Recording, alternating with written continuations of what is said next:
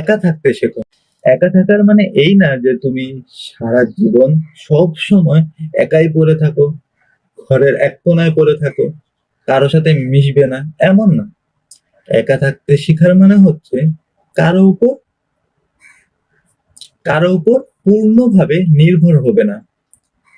তুমি তোমার দায়িত্ব নিতে শিখো, অন্যদের দায়িত্বে বা অন্যদের কাজে সাহায্য করা শিখো, সবকিছু শিখো, কিন্তু অন্যদের উপর পরিপূর্ণভাবে কখনো নির্ভর হবে না।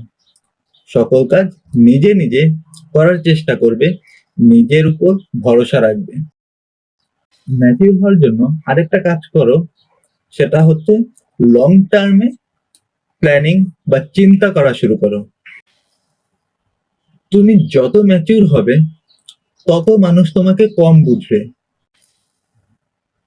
কারণ তুমি এখন আর কমপ্লেন করবে না, তুমি কথায় কথায় অতিরিক্ত এক্সপ্লেন করতে যাবে না, তুমি অবজার্ভ করবে, প্রয়োজনীয় জায়গায় কথা বলবে, প্রয়োজনীয় জায়গায় রিয়েকশন দিবে।